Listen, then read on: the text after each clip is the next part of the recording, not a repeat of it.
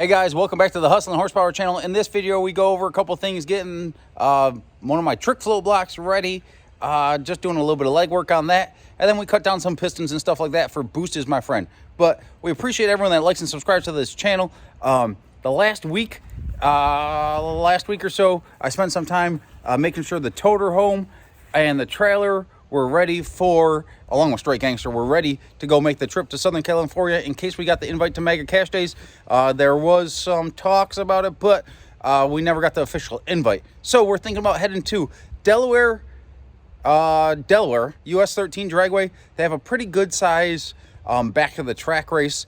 It's supposed to be 16,000 win. Now it's supposed to be, it's going to be pretty costly to head up there, but I think I'm willing to bet on ourselves again, or myself again, I guess, at this time. Lady Gangster's not able to make the trip, but I'm thinking about heading up there and seeing what we can pull off. There's a lot of good quality cars up there, but Straight Gangster's not that bad either. So with a little bit of luck, we should be able to close up those last couple of rounds, or we've been to 3 finals with this car, so maybe we could just get it. We've won one, but 2 larger ones, we weren't far away. So with this size payout, I think I'm willing to spend the money to go up there. So guys, we appreciate everyone that likes and subscribes to the channel.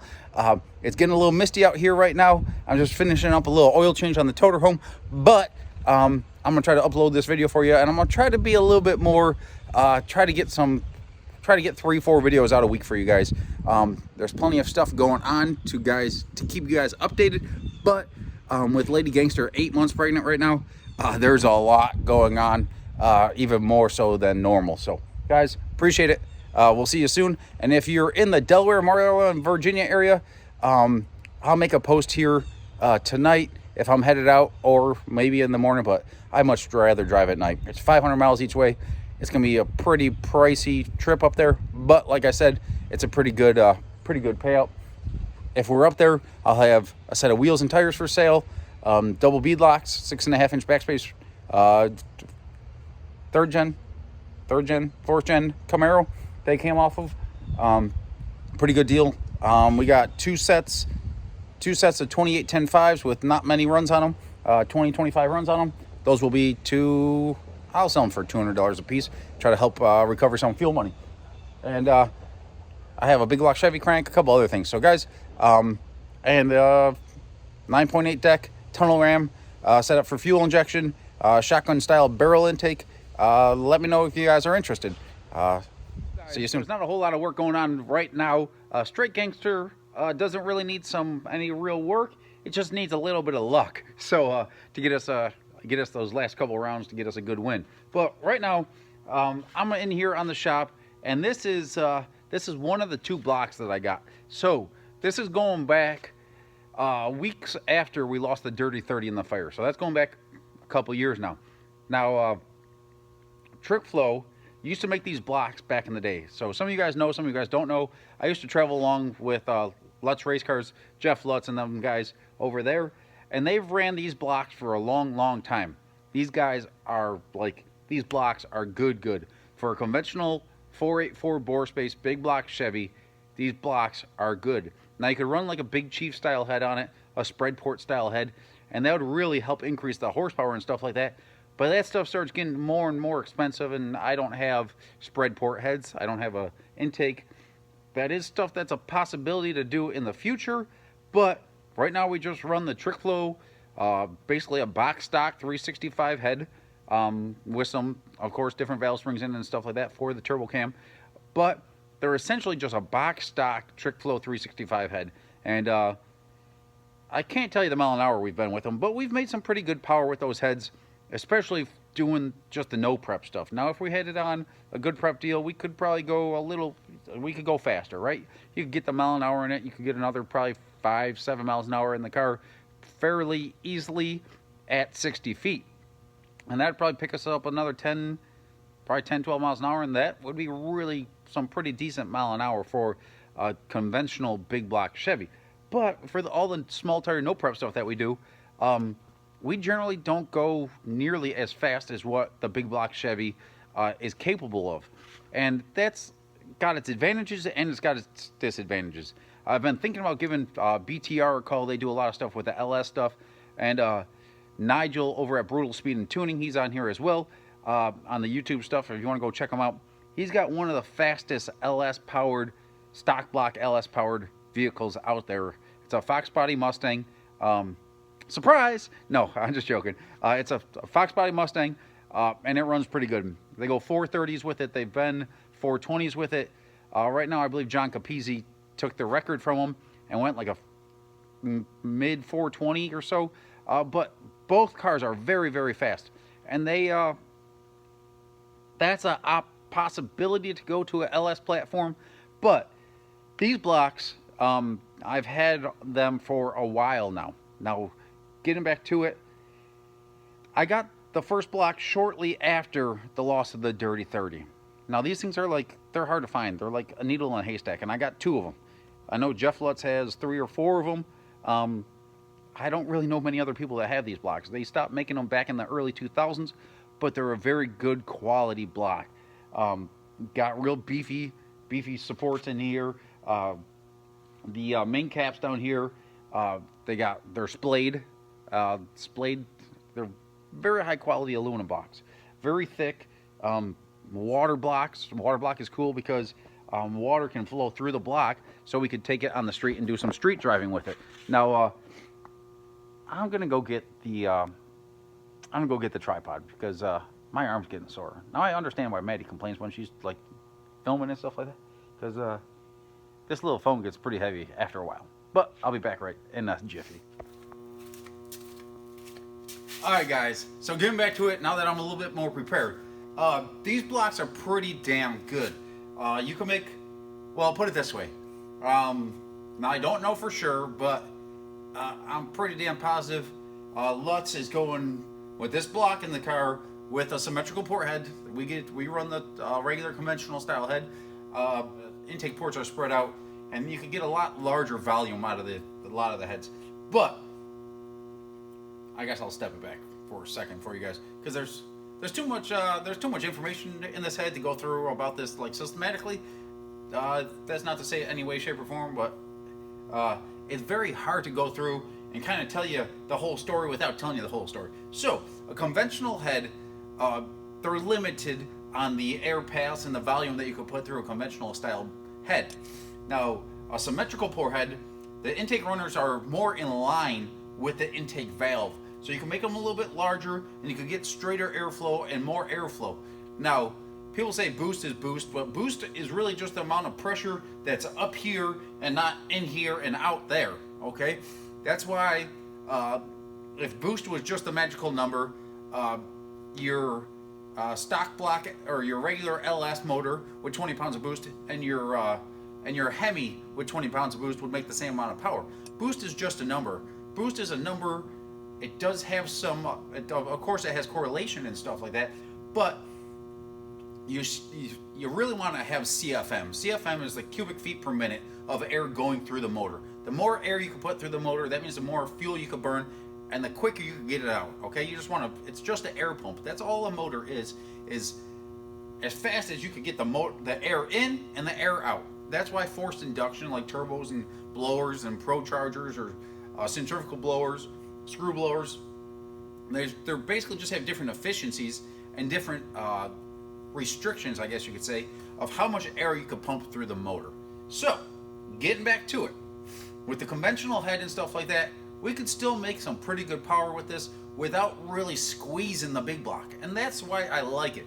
LS has a whole lot less rotating mass. A rotating mass is essentially crank rods, pistons, the weight of that stuff, okay?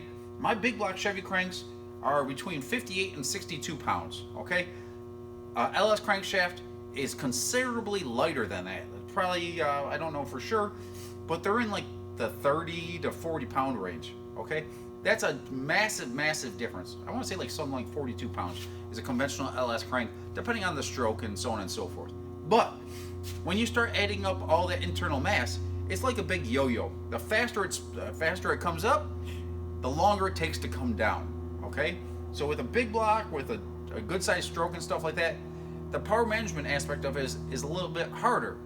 in return, it gives you a lot more torque. In return, we don't need a lot of torque doing this no prep stuff. So there's a little bit of information, a lot of information, very briefly, but it's still only scratching the surface of everything. So if you have questions, of course, comment below, ask questions. I'll do my best to help you out there. But getting back to it.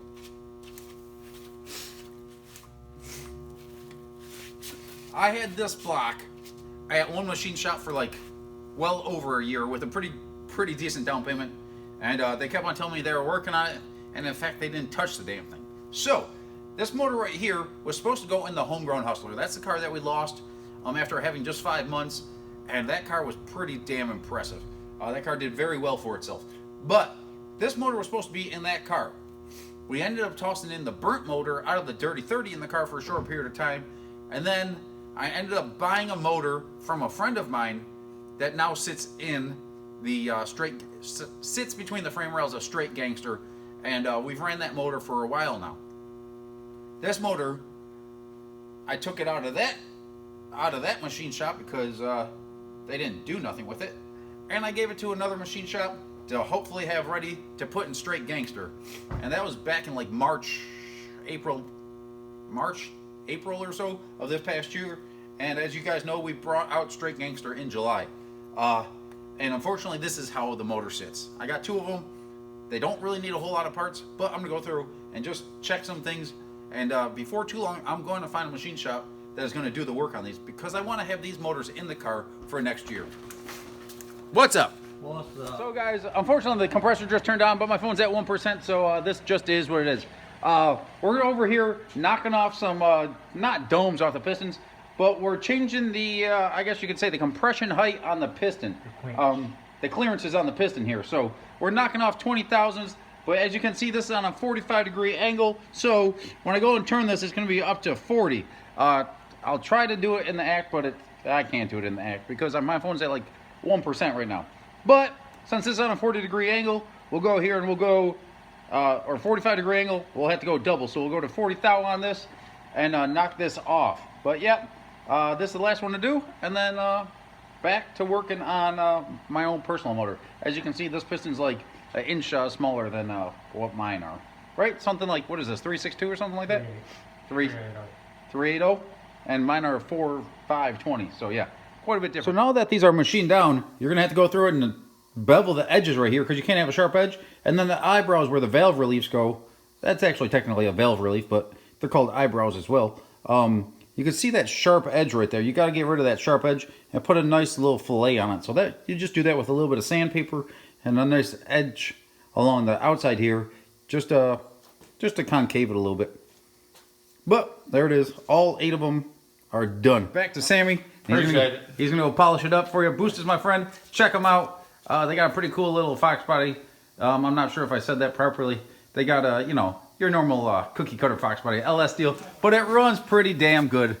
And it's a fox body. What can I say? But guys, also never leave the chuck in the lathe because that thing can come out and knock you in the head. Sammy. He's gonna go polish it up for you. Boost is my friend. Check them out. They got a pretty cool little fox body. I'm not sure if I said that properly. They got a, you know, your normal cookie cutter fox body LS deal, but it runs pretty damn good. And it's a fox body. What can I say? But guys, also never leave the chuck in the lathe because that thing can come out and knock you in the head. That's it for on this deal here. All 8 of them are done. Sammy's knocking out the last one, but you can see he cleaned them up a little bit. He'll go back and just polish them up a little bit more, but you can see how he cleaned up the eyebrows there a little bit. You go through, a lot of times there's like 2000 grit sandpaper. Spray a little WD-40 on it as like a lubricant because it makes the sandpaper stick to it, and you can polish it up real nice, and they'll look damn near factory. So guys, there you go. That's a little tech tip for you. You can do some pretty cool stuff just with a lathe. This is just a 1340, which means it's a 40-inch long bed, 13 inches, and you can fit up to a 13-inch piece in it. So yep, there you go. Well guys, we are back. Just got done machining up some pistons for Sammy. Boost is my friend, and we're gonna go through and we're checking all these head studs here. So these are all custom head studs. ARP makes a lot of the head studs for the racing community, but ARP is way backed up because of COVID and this and that and everything else. And last I knew, they had a whole bunch of this material that was stuck on a ship.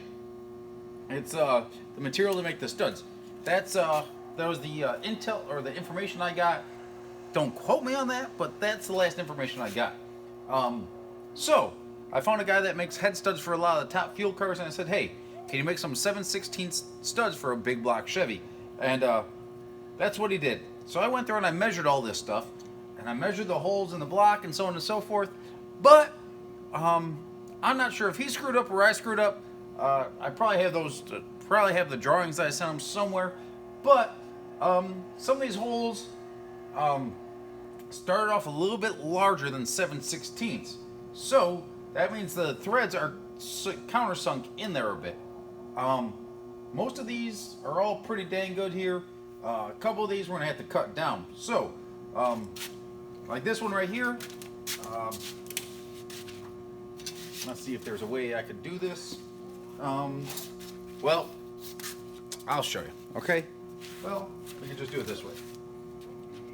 We go through here. We'll set the micrometer in there. Well, it'd help if it wasn't broke. So, long story short, these guys are the same. Where to put it? This one?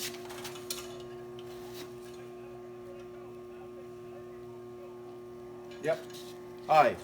The thickness on the head on that stud there is right about 250-ish. Okay? 3 1/4 inches. But the problem is, these upper bolts here, there's gonna be 4 of them, 2 on this side and 2 on that side. They don't go, they're threaded a lot shorter. So most aluminum studs, aluminum block, they thread in a whole lot deeper than a steel block. But these ones up here, that's how deep they go. So I marked it with a Sharpie. Now we're gonna back it out.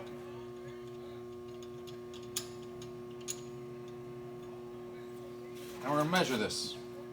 So the distance right there is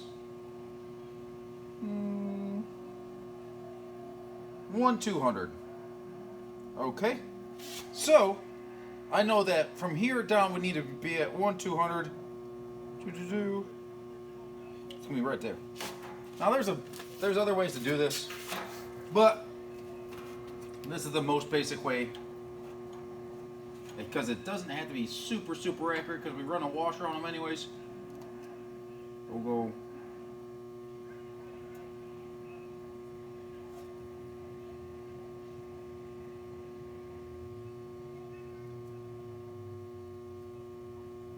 okay. So 1/200. That'll be perfect. Now we're gonna bring out these over to the lathe. We'll do it on the lathe. I'm gonna cut down 4 of these. 2 for these upper ones and 2 for the other side. So go through here and go 1, 2, 3, 4 studs. I'm gonna take them over to the lathe. So we're gonna take out this chuck that we use for machining out the pistons. I use a 4-post chuck here because I use 2 of them on the. Now that the phone's not dead, I use 2 of them for the skirts and 2 of them for the wrist pin bosses. The wrist pin bosses, and then I don't know if you can see it on here, but I'll mark 2 of them. This one and this one I marked that I don't undo. So once I get this thing indexed so that the piston's not in there like all over the place, I marked this jaw and this jaw. One of them was holding the pin boss, one of them was holding the skirt. So if this one was holding the skirt, this one was holding the skirt, this one was on the pin boss, this was on the pin boss. And I just remove this one and this one, and then I just adjust these 2 so it automatically centers itself. Then when I'm putting the piston in there, I'm just working it on the pin boss and shaking the piston back and forth until it centers itself. But now it's time to take this guy out.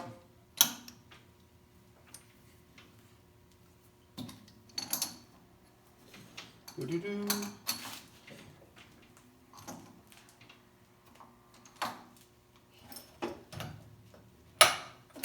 Make sure that guy's off. Because it might be a sad day to be a Nick.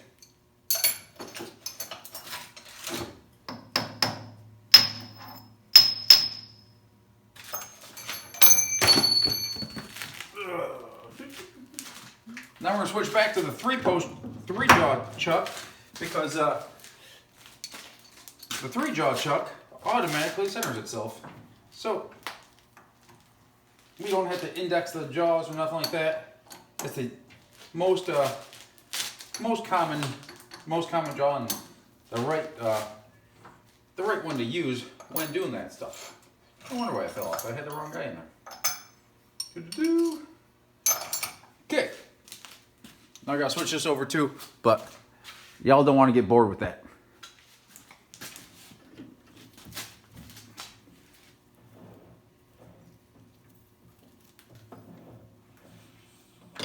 Woo! Too fast. Too fast, Nick.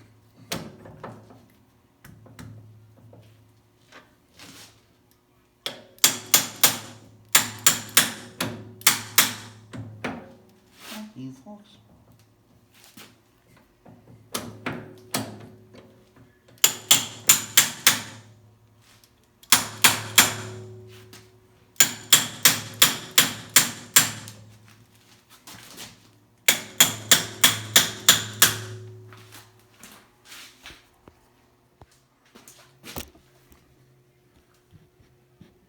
So guys, on this style cutter right here, this is how you index the height of it with this little adjuster screw here. So we're gonna set this,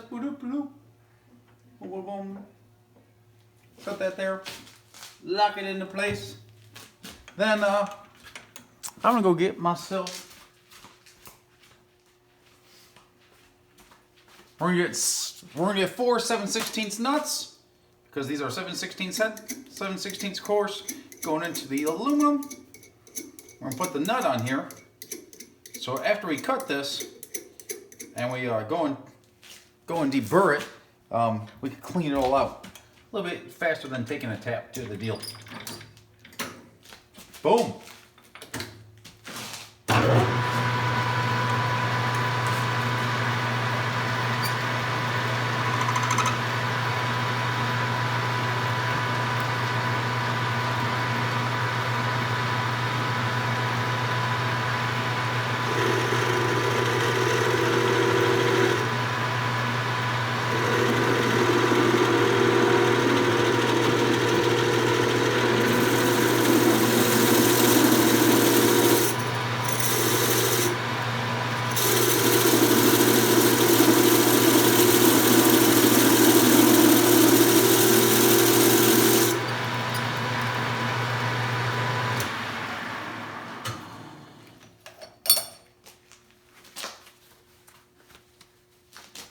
I'm gonna steal Sleepy's glasses right here, because I don't know where the damn things are.